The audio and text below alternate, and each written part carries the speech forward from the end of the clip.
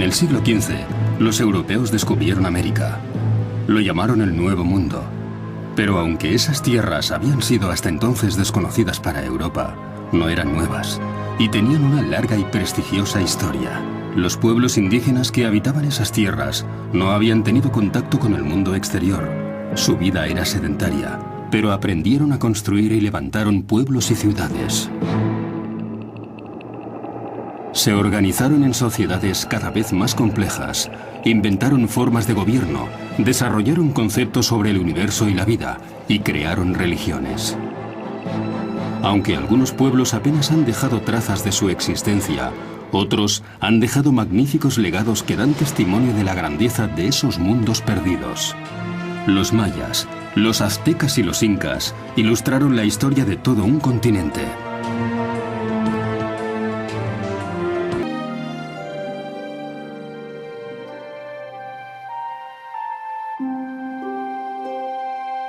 Durante el mismo periodo, los incas estaban al frente de un imperio 5 veces mayor. Se extendía unos 4.000 kilómetros, desde Ecuador al Chile actual, y cubría una superficie de 950.000 kilómetros cuadrados. El pueblo inca había concebido un sistema organizativo que le permitía gobernar su vasto territorio, constituido por la unión de diferentes tribus.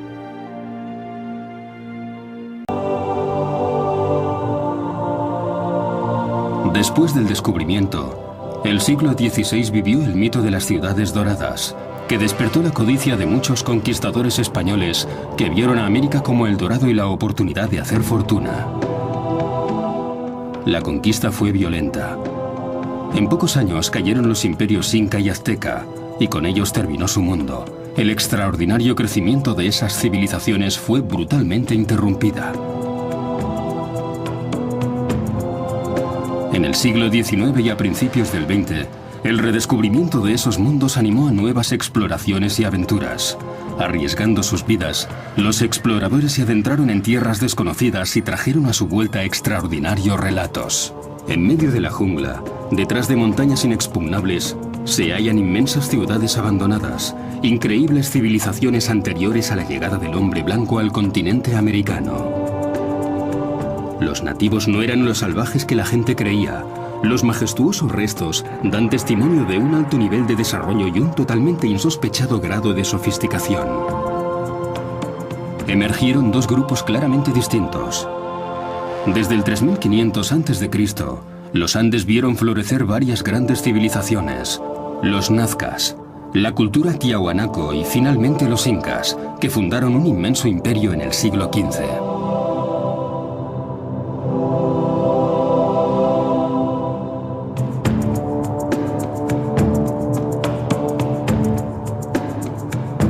Los mayas y los aztecas pertenecen a las civilizaciones de América Central y compartieron una cultura común alrededor del 2500 a.C.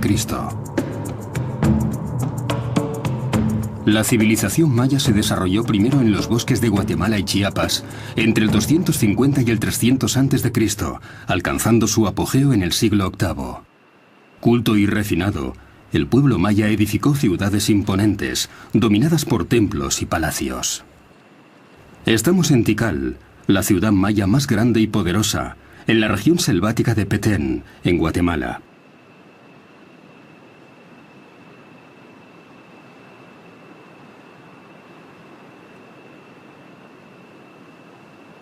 Tikal alberga los templos más altos construidos durante la era maya, y el más alto de ellos alcanzaba los 70 metros. Las ruinas que podemos admirar hoy reflejan pobremente todo el esplendor de la antigua ciudad. Una reconstrucción de la Plaza Mayor de Tikal nos permite descubrir una ciudad donde dominaba el color rojo.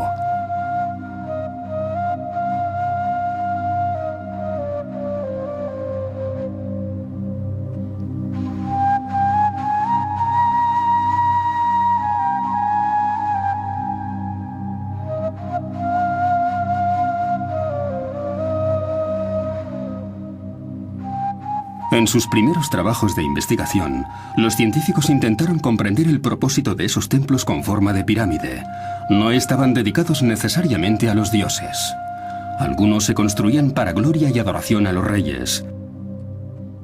En la década de 1950, en el fondo de este túnel, los arqueólogos descubrieron una cámara funeraria. En el interior estaba el esqueleto de un hombre, cubierto con joyas de jade, símbolo maya de la inmortalidad. Era la tumba del rey Asau Chancawi, que gobernó Tikal hasta el 734 después de Cristo. Igual que los faraones egipcios, los reyes mayas eran enterrados en pirámides y organizaban su propio culto.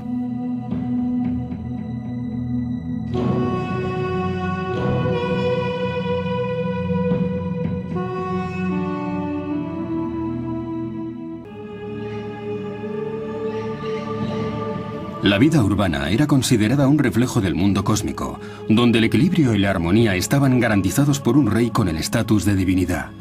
La arquitectura tenía por objetivo impresionar e inspirar miedo. El rey era sagrado, y su historia se inscribía en la mitología.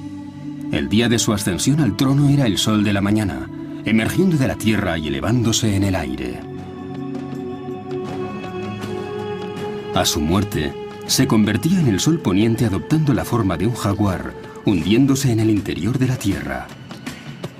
Esas leyendas están ligadas a los ciclos del tiempo. Los mayas eran grandes observadores del cielo y los movimientos celestiales.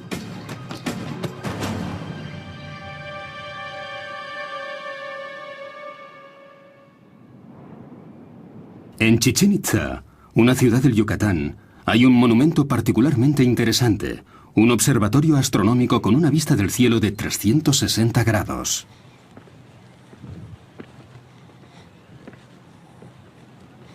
El arqueólogo Ed Van Haar de la Universidad de Austin, Texas, especialista en la cultura maya, ha estudiado este notable monumento que revela el extraordinario conocimiento que los sacerdotes mayas tenían de los ciclos de tiempo.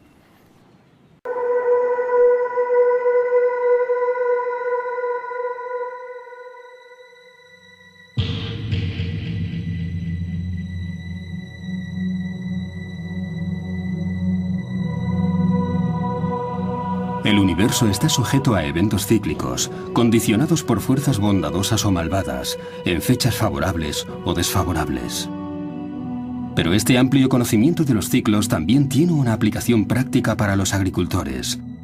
Los astrónomos pueden decirles cuándo plantar, cuándo cosechar y qué trabajos deben hacerse. Todo en su sociedad depende de los ciclos.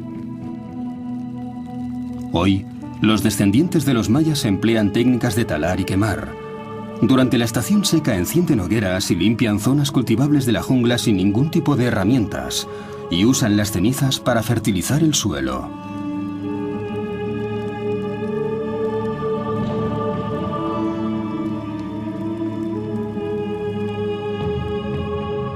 El maíz ha sido el alimento básico en estas regiones de Centroamérica durante varios miles de años.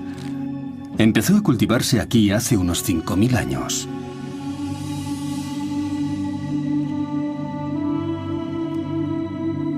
Originalmente, la planta solo producía unas pequeñas panochas, que daban unos cuantos granos. Seleccionando y cruzando los granos más grandes y mejor formados, los pueblos de la zona consiguieron el maíz que conocemos hoy. El pueblo maya se definía a sí mismo como hijo del maíz. Sus leyendas cuentan que los dioses crearon el primer hombre de pasta de maíz. La presencia de estas familias en nuestros días, en lugares donde vivieron 70.000 antepasados suyos, presenta varias preguntas. ¿Cómo vivía la antigua población maya en grandes comunidades, en un ambiente natural en el que hoy solo pueden sobrevivir pequeños grupos? Los cultivos en las áreas quemadas provocan un problema. El suelo se agota rápidamente porque no es fértil por mucho tiempo. Los mayas dominaban varias técnicas de cultivo que daban mejor rendimiento que las de hoy, pero también tenían limitaciones. En el siglo VIII, las ciudades mayas estaban en plena expansión. La creciente población excedía de sus capacidades de producción y hubo periodos de hambruna.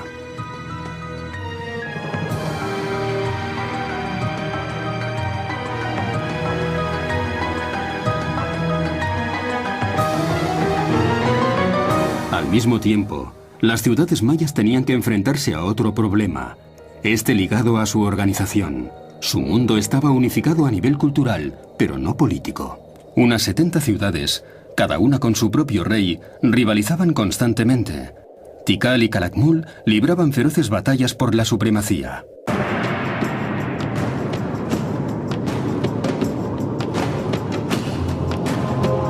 En sus primeras investigaciones, los científicos creyeron, un poco inocentemente, que se trataba de un pueblo pacífico. Hoy saben que no era así.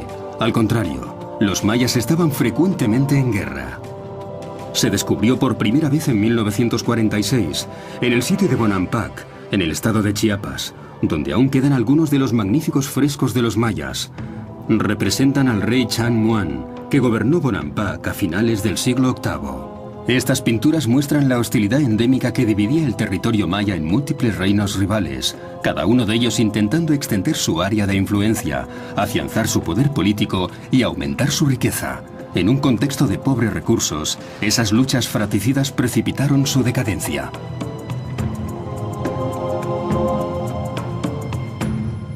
A partir del siglo IX no volvieron a esculpirse nuevas estelas y no se construyeron más monumentos. Muchos lugares muestran signos de conflictos y destrucción. Su mundo cayó y desapareció en pocos años.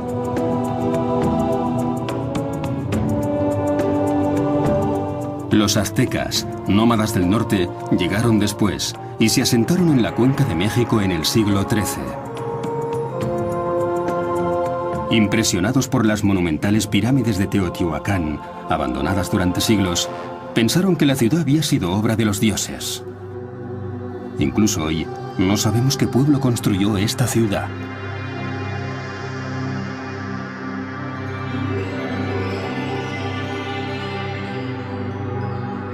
Los toltecas, que dominaron esta zona hasta el siglo XII, eran despreciados y tenidos por salvajes, pero los aztecas los admiraban y se instalaron en el territorio que un día ocuparon. Los aztecas buscaban una identidad atrapados entre el deseo de asentarse y fundar una brillante civilización que reflejara la anterior a ellos, además de sus costumbres nómadas y de valerosos guerreros.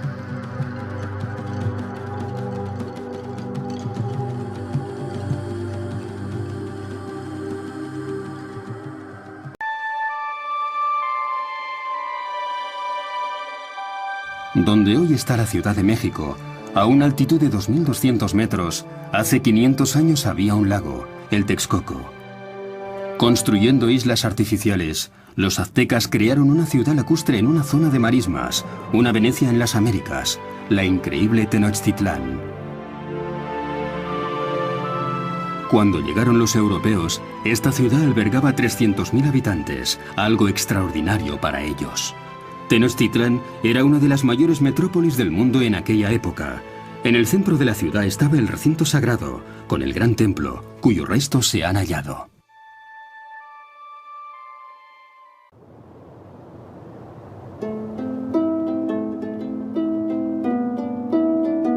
Los aztecas que se instalaron en esta región pantanosa tenían muy poca tierra cultivable, pero consiguieron sacarle el máximo rendimiento al ambiente para alimentar a los miles de habitantes que vivían en la capital. En los suburbios de México hay unas inusuales zonas agrícolas, conocidas como chinampas. Estas parcelas son tan extraordinarias que forman parte de las listas de Patrimonio de la Humanidad de la UNESCO. Su conservación nos permite viajar atrás en el tiempo y descubrir los secretos de los aztecas. Una chinampa es una zona cultivable compuesta por canales e islas artificiales. Los campesinos mexicanos de hoy conservan su preciosa herencia azteca y continúan cultivando a la manera ancestral y creando estas parcelas lodosas. Iban haciendo esto lo iban haciendo, mire. Y esto al secarse queda muy duro, y por ejemplo, esto así. Luego ya le echaban harto hasta que se desapareciera esto. Y luego venía otra capa de esto. Y así fueron amarrándolas y fueron haciendo los terrenos.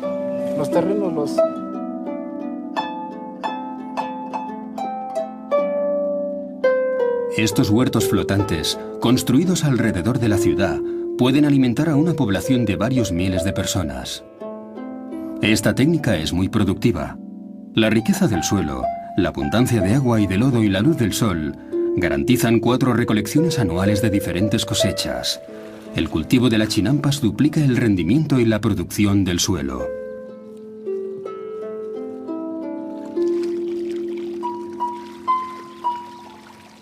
El maíz, como principal producto agrícola de los aztecas, era considerado divino. Su dios era Centeotl y su diosa era Chilonen. Se les ofrecían sacrificios de mujeres jóvenes. Para garantizar la calidad de las cosechas, eran decapitadas, igual que cortaban las panochas. Cuando los conquistadores entraron por primera vez en la gran plaza de Tenochtitlán, se horrorizaron al ver la escalinata del gran templo cubierta de sangre.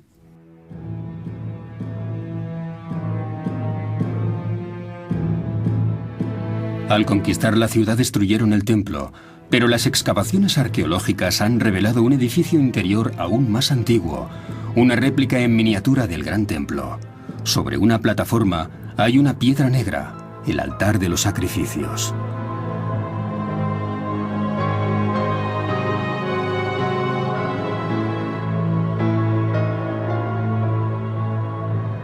El más común era la extracción del corazón. Tendían a la víctima en la piedra del sacrificio y la sujetaban 4 hombres. El sacerdote le abría el pecho con un cuchillo, le arrancaba el corazón aún palpitante y le ofrecía un sol sediento de sangre. El cuerpo de la víctima se lanzaba por las escaleras de la pirámide y era devuelto a la tierra. El corazón se colocaba en esta estatua, Chacmol.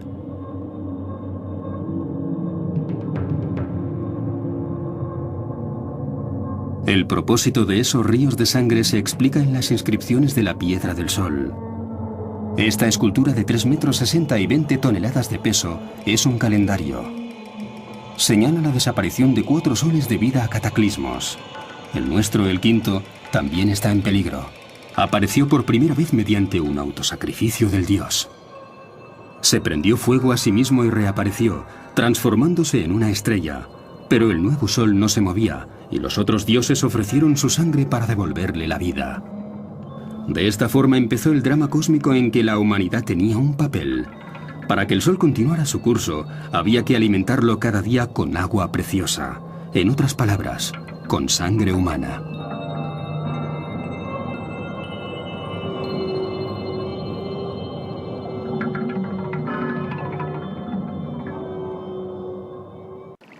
Las familias vivían en comunidad. No tenían tierras propias, pero trabajaban las tierras pertenecientes comunes. Cada región debía producir para el imperio, dependiendo de sus características.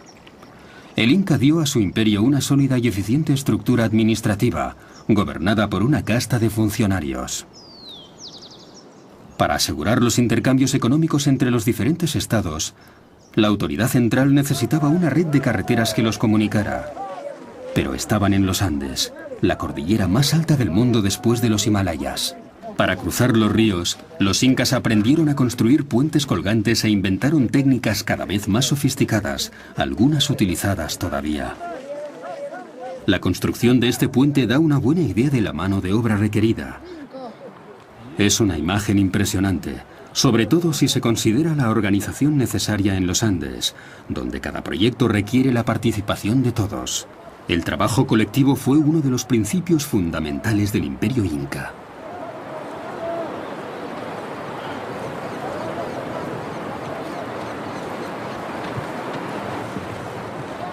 La vasta red de caminos se llamó el Capacnán. Era el elemento clave para la política y la economía del Imperio Inca, la gigantesca columna vertebral, comparable a la red de calzadas romanas. Permitió que el Inca controlara su imperio y el movimiento de sus tropas desde la capital, Cuzco. Después de la conquista de los españoles, la mayoría de estos caminos dejaron de mantenerse. Los incas no usaban la rueda, ni tenían caballos. Los viajes se hacían a pie. Los españoles no usaban ese medio de transporte y abandonaron los caminos incas. La mayor parte de la gente vivía en pequeñas aldeas y trabajaban en los campos. La agricultura era el pilar de la economía inca. Entre la capital, Cuzco y Machu Picchu, Hay terrazas construidas en las laderas, a cientos de metros de altura. Los campesinos incas se enfrentaban al terreno irregular de la montaña con pocas áreas llanas y para aumentar las zonas cultivables excavaban terrazas en las faldas. Con un monumental esfuerzo construían muros de piedra, conteniendo así la tierra y dando a las montañas la apariencia de una alta y amplia escalinata. Los campesinos de los Andes siguen viviendo al ritmo de sus labores agrícolas. Algunas plantas, como el maíz, requieren un clima cálido y húmedo, pero otros, como las patatas, prosperan en las alturas. Los campesinos saben explotar las diferencias climáticas entre los valles y las cimas para cultivar especies que normalmente no se encuentran en la misma región. Estas terrazas, ahora más o menos abandonadas, apenas dan una imagen verdadera de la opulencia del pasado. Se calcula que el Perú actual apenas puede igualar lo que producía el imperio inca hace varios siglos.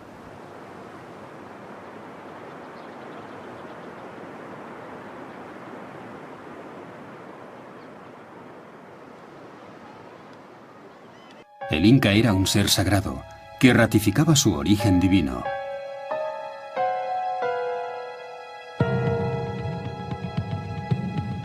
La ciudad de Machu Picchu, milagrosamente conservada, fue construida por Pachacuti a 70 kilómetros de la capital. Es un majestuoso símbolo del gran poder del Inca.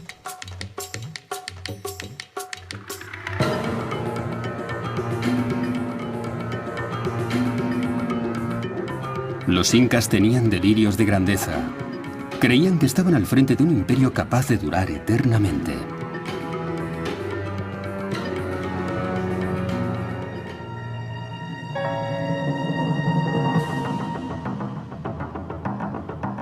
«80 años después del reinado de Pachacuti, los conquistadores descubrieron los Andes. El líder era Francisco Pizarro, un hombre modesto y analfabeto que a los 56 años emprendió la conquista del imperio inca, llevando como único bagaje su valor, su inteligencia y su gran deseo de hacer fortuna. Se enteró de la presencia del inca Atahualpa en Cajamarca y fue a su encuentro. El malentendido fue una buena excusa para los españoles, que masacraron a gran número de los aristócratas presentes. Atahualpa fue hecho prisionero. Pizarro pidió un gran rescate en oro, que fue pagado inmediatamente, pero rompió el trato y ordenó que el inca fuera juzgado y ejecutado.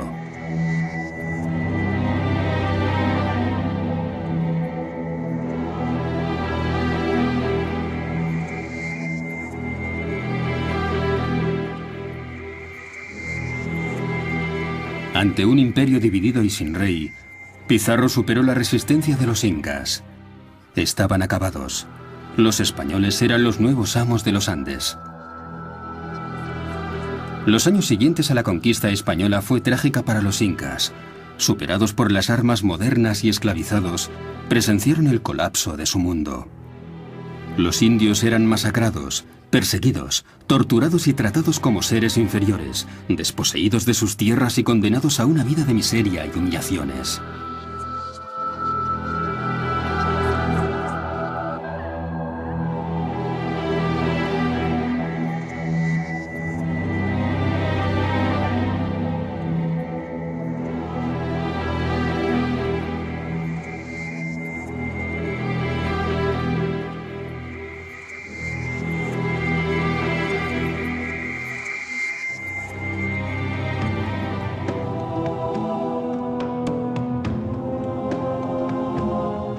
Pocos años antes, en 1519, Hernán Cortés conquistó México, uno de los encuentros más extraordinarios entre la historia y la leyenda.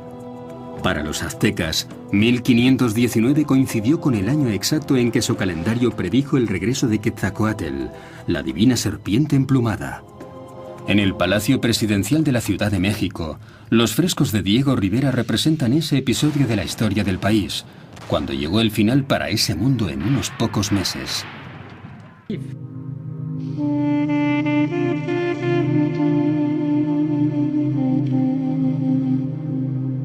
La conquista del Nuevo Mundo condujo a una de las mayores tragedias de la historia. Fueron asesinados millones de amerindios. La población de México era de 25 millones en 1519.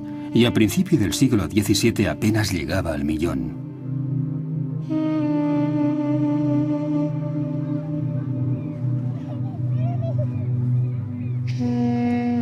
Casi 500 años después de esos terribles eventos, numerosas comunidades de México y Guatemala aún conservan las tradiciones y las creencias de sus antepasados.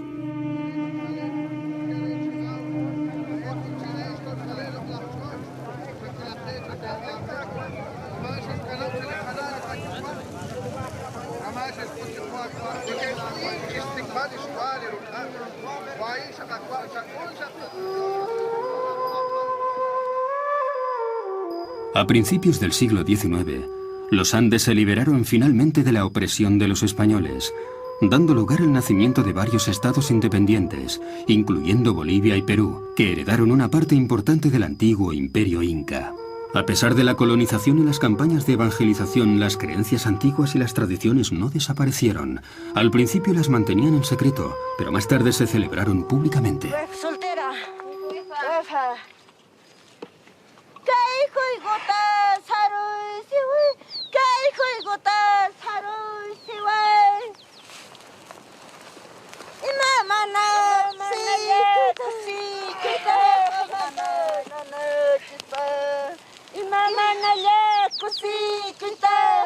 Estos pueblos de América recuerdan con orgullo su glorioso pasado y siguen su larga historia, que es solo suya.